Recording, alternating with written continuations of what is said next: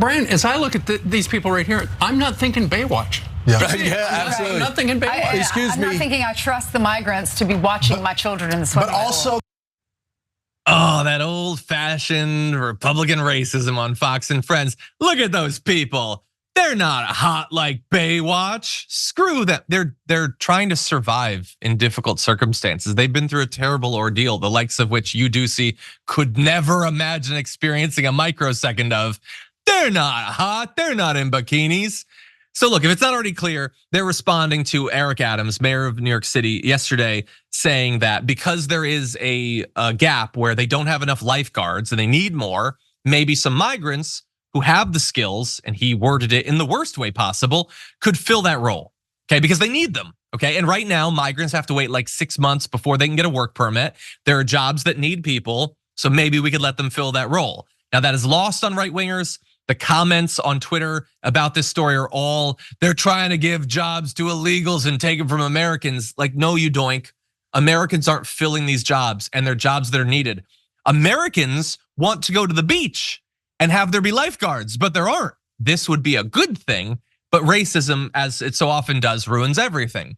Now, we have a little bit more from Fox News. I also just want to let you know, yesterday when I was on the Young Turks with Anna Kasparian, I predicted, now I said it would be Charlie Kirk and Matt Walsh that would immediately begin talking about DEI, and now they would never trust when they see a non-white lifeguard. But credit to Fox and Friends for making me right earlier in the day. In any event, it gets even worse if that's possible. the argument is flawed on the surface. Like if you ever been, the mayor canceled his trip to the border, right. So he's not aware of it. First of all, there's a lot of drownings that happened there. Also, the water at the border is shallow. Like it goes up to your hip. And these aren't the best swimmers. And watch the Olympics. You never hear of an Ecuadorian gold medalist, right? I mean, Michael Phelps was never pushed to the hilt by a Venezuelan. Right. So I mean, if you want to teach soccer instruction, that would help, right? You could get some 7-year-old kids to learn from a 22-year-old former national team player who decided to put a backpack on and come to another country. Dear God, they make so much money for this insane racism. So the first guy, his name is Lawrence Jones. His issue with what Eric Adams says wasn't that it was racial stereotyping, lazy, buffoonish racial stereotyping. It's that it wasn't accurate because lots of them drown.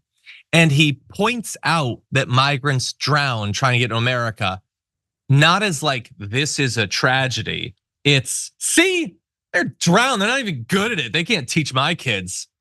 Dear God, like the last spark of human empathy has been snuffed out in these people.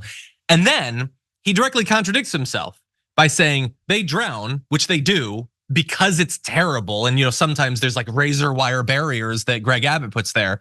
And then he's like, oh, also the water's shallow. It's only up to your hip.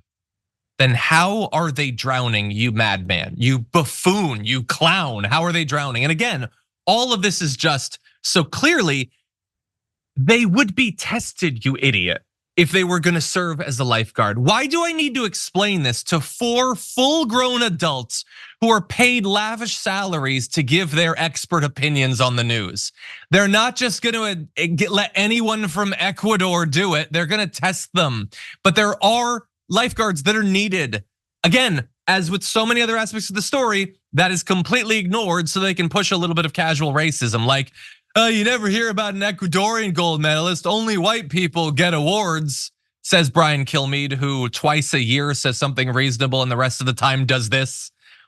Again, like they can do soccer maybe, because those people down there, they only do soccer.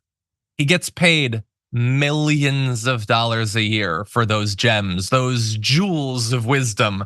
Thank you for your service, Brian Kilmeade. And thank you, by the way, to the entire Fox and Friends panel for making Eric Adams look reasonable by comparison.